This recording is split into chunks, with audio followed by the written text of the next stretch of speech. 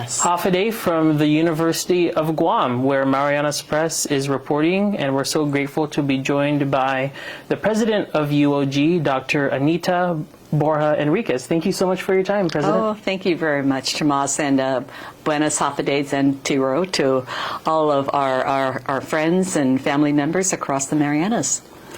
All right, and so I just wanted to catch up with you because many students across Micronesia, including the Northern Mariana Islands, come to UOG. There's a lot of exciting things happening here. You just launched your EDD program, lots of developments with the School of Engineering. So what have been some of the highlights since you've taken this office? Thank you. Well, if you notice around campus, you'll see that there are 4 new buildings that are almost completed. We anticipate the Dr. Lucio C. Tan Student Success Center, as well as the School of Engineering, completed around summer this year. And the other 2 buildings are the Margaret Paris Hattori Uchima School of Health Nursing Annex, as well as the Water and Environmental Research Institute of the Western Pacific new building. It's a 3-story building right next to the School of Engineering. So we're very excited about the expanded services for our students, and certainly the programs that will follow.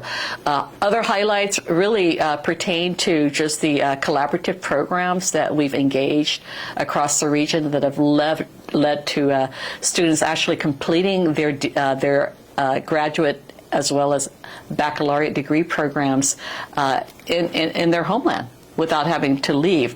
And so that's as a result of these wonderful relationships that we have with our 2-year colleges, as well as with other institutions outside of our geographical area. We are very excited that we have a cohort with our new Doctor of Education degree program, and that began late fall of this particular academic year. We also launched around the same time the new master's degree in Library and Information Sciences, as well as our new master's degree in Data Science. Prior to that, less than a couple of years ago, we launched the fully online Master of Accountancy degree program. And so it's really all about bringing access to our students across the region, something that is at home or close to home, to which they will satisfy relevant needs based on what their governments, what their industries, what their islands, what their countries need. So we're excited about that. We actually presented diplomas to graduates in Saipan for the Master of Public Administration degree program as a result of our partnership with the Northern Marianas College and I think it's called the Public School System of the CNMI, as well as the bachelor's degree in criminal justice graduates as a result of our 3+1 articulation program with the Northern Marianas College. We will be presenting diplomas for the bachelor's degree in special education in Palau this May. So I will be flying out there to participate in the commencement ceremony for the Palau Community College, and we will also be presenting our diplomas on their stage, because most, if not all, of the degree recipients for special education are Palau Community College alumni. So this wonderful partnership that we've been able to engage, and also identifying professors out there in the region who may qualify as adjunct instructors in order to fulfill the scope of the degree requirements for this program. Many different things going on, collaborative relationships relating to grants, and anything that we can do to help build capacity, either for training or for professional development through these particular programs. There's a lot going on. There are, and it's only a result of partners who are willing to collaborate with us and to see how we can best satisfy the expectations as a result of that partnership. And how is UOG preparing for the workforce? I know this is an issue that always comes up in the CNMI and Guam. Are there any workforce-specific efforts? Absolutely. In the national conversations in the continental U.S., you'll find more and more state governments wondering, is the investment in universities, are the investments in colleges worth it? And so the worry about student indebtedness, obligations towards satisfying federal student loans and other types of local student loans. Can these students pay upon completion of the degree? Is it really worth it? Should we throw more good money after bad initiatives that don't provide the pathways or the career pipelines that students have aspired to go into? And so for me, I always say the word of the day is this. The word of the day is workforce development. And so how are we working with our industry partners to provide them the types of relevant programming and to give students access to information about the workplace relating to either internships, practica, clinicals, and other kinds of opportunities that will give them a window of the opportunities that are there for employment, but to also give employers that same opportunity to know what we have with regard to majors and disciplines and students' capabilities. So working in concert with different employers, agencies, government entities, industry partners to find out what are your expectations and how can we pivot to ensure that the kinds of degrees or the kinds of certificate programs that we offer are going to help build the kind of local capacity that is very much needed in the workforce. So we have been in conversations even in terms of career technical education.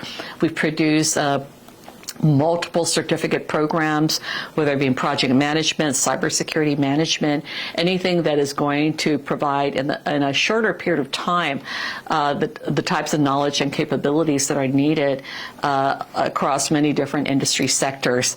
So if there's something that is needed, for example, in the CNMI, it really is sitting down and speaking to prospective higher education or government entity to determine what is it that you would like to see and how can we be a relevant partner to that respect. And so when we offered the Master of Public Administration degree in Saipan, it was because they wanted professionals to have the graduate credentials to be able to teach, as an example. When we approached, when we were approached by the Ministry of Education in Palau, they wanted their teachers to have the advanced credentials to be special education teachers. They did not have a baccalaureate degree, but we were able to offer something through funding supported by their government in order to deliver this particular program. And the beauty of it is that they did not have to leave Palau to avail of this program. We were able to engage in both online as well as in person by sending out our faculty to meet with the students periodically. And as a result of that, this cohort is graduating. I believe there are about 20 of them. So I'm very excited about that. That is very exciting, and Yes. I can't wait to follow up on those graduations coming up. Absolutely. I wanted to pivot to more of the national conversation you're Yes. having. Of course, a lot of uncertainty out there. This is something NMC President Galvin de Languero has also addressed. Right. Can you just share how the college is preparing for any cuts that have already happened or funding that's been frozen? What is the state of the college right now as it relates to the new Trump administration? Absolutely. So in my President's Council meetings, I start to have a word of the day. So weeks ago, the word of the day was anticipatory.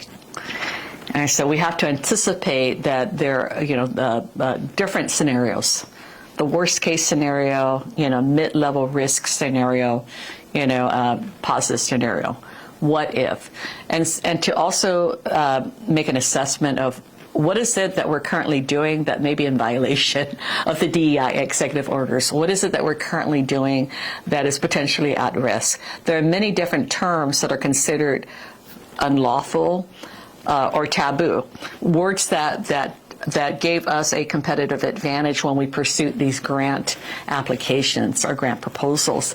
Words like underserved, minorities, words like a minority-serving institution, social economic, climate change, climate justice, these terms that hold a lot of special meaning to our region are no longer positive terms. So we had to scrub through, find out what's potentially at risk, and if there's something that we can do about perhaps clarifying through our federal program managers. Is this something that is at risk, and having daily conversations? So anticipating what could happen, but also doing our own due diligence with regard to assessing what is the current state of what we're doing that may not be in compliance. But we also recognize that what's most important is what is impacting, what are impacting people who are employed through direct grant monies or indirect grant funds. How many people are we talking about? Who are these individuals? Attach names to the numbers. What are the alternatives for employment should their particular funding source dry up or be completely eliminated? What is the time frame? What if? All these different what ifs. With our research corporation of the University of Guam, we have over 200, maybe over 300, and payroll for a 2-week period is $400,000. So the impact, $400,000 is $400,000 extra we don't necessarily have from our local appropriation. We can keep them on for at least another paycheck. What else do we have currently on the university property that could accommodate their employment? And so we learned there were 2 grant awards and possibly 13 individuals impacted. We found other positions to which we could transfer them. And so we thought we were going to have to furlough individuals, but we were able to salvage them with regard to other types of employment on campus. Of course, we also have to think about the impact on the indirect costs, which we qualify as revenue. What is the impact to the program? What is the impact to the university operations? And if a unit depends on that indirect revenue for other types of personnel hires within their own respective operations or for other planned expenses, then those are going to have to be paused. And so we have an entire binder with the spreadsheets and the potential impacts to our current portfolio of grants. We have over $100 million worth of grant-funded programs, and so we were able to ascertain what's safe, what are saved grants, what are which ones have question marks, which ones have passed completely, and so forth. So we have an inventory of those. We're also having regular conversations with our congressional delegate, Moylan, who has a complete binder on all of our grants, our federal agency partners, the terms of our grants, the awards, the number of individuals impacted, and so forth.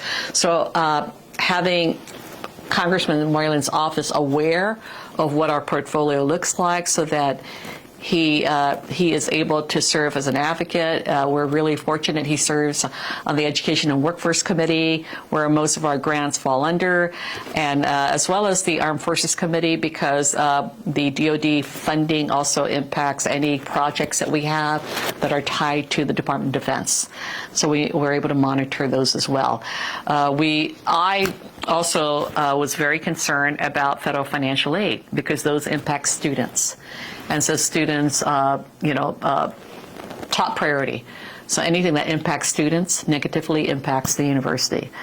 So we were able to learn that federal financial aid is still available. However, there are discussions about what will qualify as full-time enrollment for full-time related Pell Grant. Discussion about federal student loans and the concern under the President Trump's administration about just the student indebtedness as a result of multiple federal student loan awards. And the committee discussed the possibility of determining or comparing what a student postgraduate earns, right, post-graduation earns, compared to the amount of federal student loans accumulated over the course of their academic journey.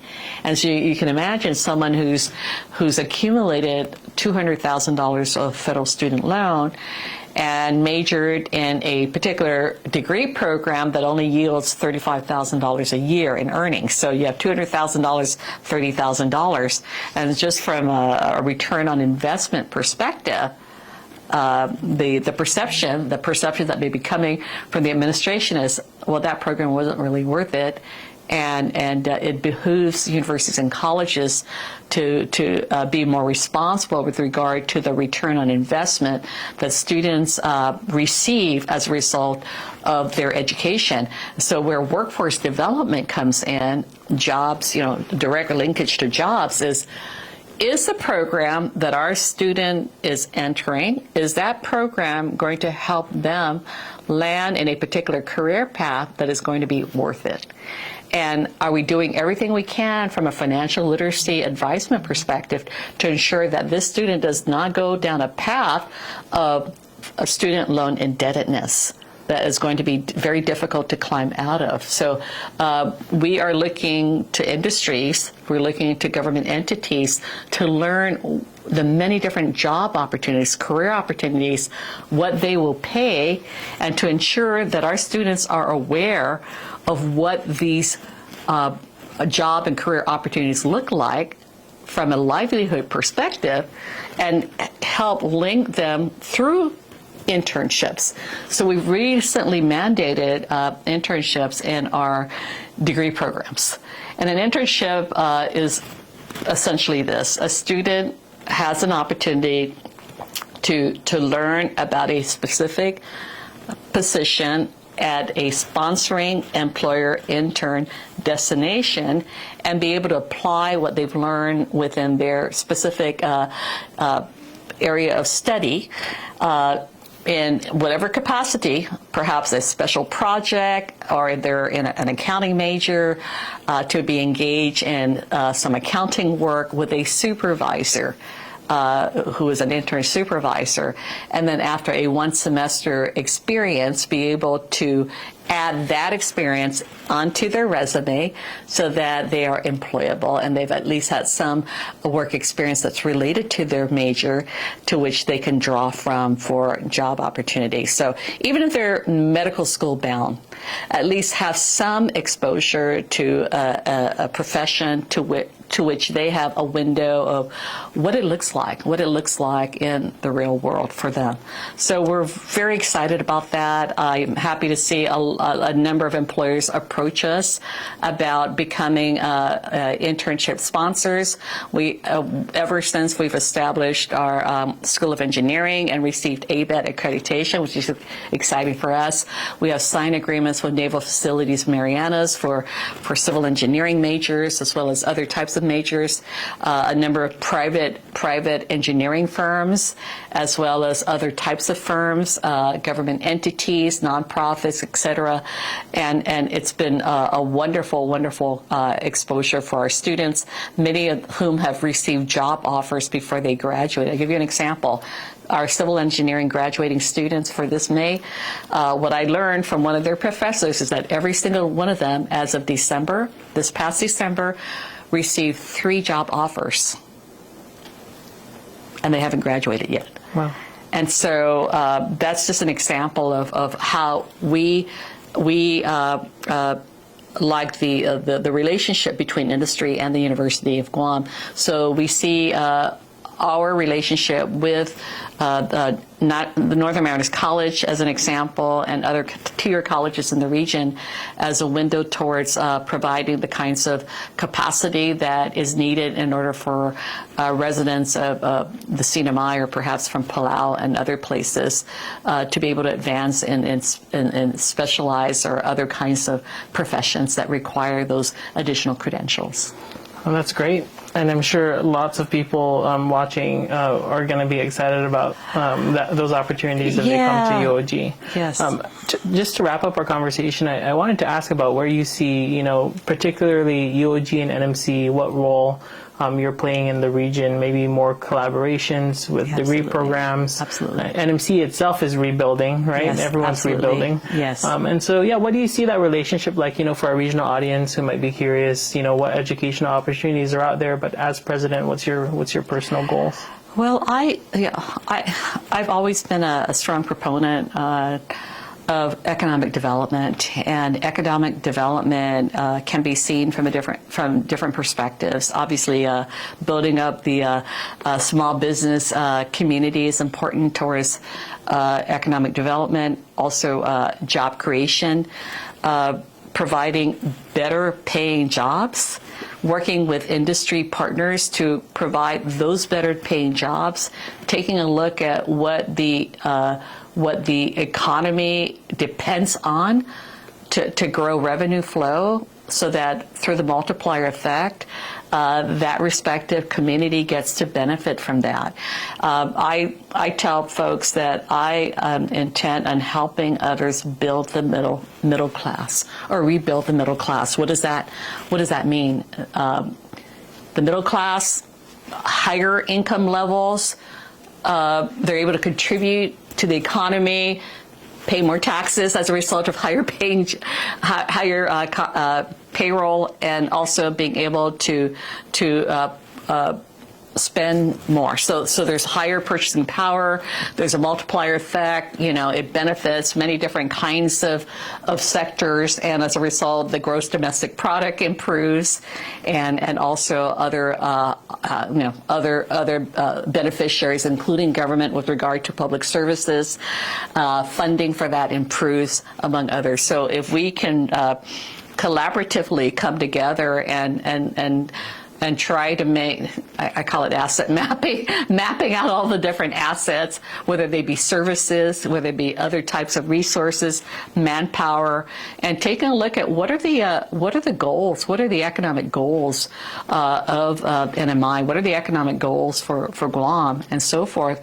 Is there a plan that all different sectors can reference that will help to shape that, to which education institutions can draw from? And so the goal is to beef up the healthcare professional industry. What does that look like? Says, well, we're going to need X number of medical doctors, we're going to need X number of registered nurses, we're going to need X number of clinics, and so forth. So from an asset mapping perspective, let's take that a step further. What is that going to look like with regard to resource requirements? What are the goals that we're going to set forth? Who's going to be responsible? Who's going to be involved? What kinds of partners do you need to bring into that ecosystem so that it's more robust? Because that within an island, you just can't be everything to everybody. You don't have all the resources. So collaborative partnerships are critical. Outside resources are critical as well. And the same goes with other kinds of industries. You say, what do we need to beef up, the accounting industry, because we don't have enough auditors. We can't get our audits done in time, so it delays federal funding, or it delays other types of funding. It delays decision-making from a policy-making perspective. So what are we going to do to beef that up? And so if we don't have it within the community college, or the two-year college, could we partner with a neighboring regional university like the University of Guam to work together like we have? So we've been able to use their faculty as our adjunct instructors, and vice versa, that it can work both ways. But to be able to provide those particular types of synergies for a joint purpose, to me, is a beautiful way to partner. And so how can we be a value-added, relevant partner? Well, the key word, value added, because value added means we're not competing. We're actually working together towards a common goal.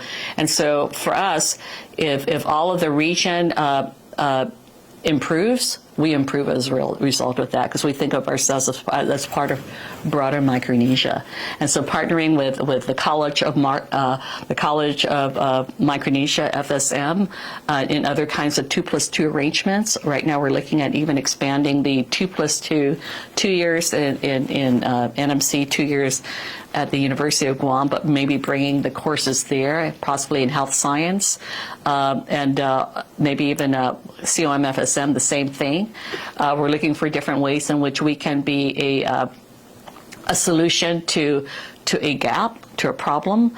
We've learned that early childhood is a gap. Early childhood development program is a gap. So we will be launching within the next 12 months, possibly an early childhood baccalaureate degree program. So where there's a demand, we try to find a way to fill it. If our partner has a request, then we sit down and we try to determine how can we best work together in order to arrive at a solution that's going to work best for them. And so having this collaborative type of discussion and looking at each other as part of the solution, to me, is beautiful. It's we always hear the term here, inafat malik, right? I don't know how much of it is used. Yes, we hear it every now and then. Yeah. So I said, we give a lot of lip service to inafat malik. I said, I now use inafat malik as a term. I say, I always say, can we just inafat malik that? Yeah, I said, things have gone awry there. Can we just inafat malik that? Which means it's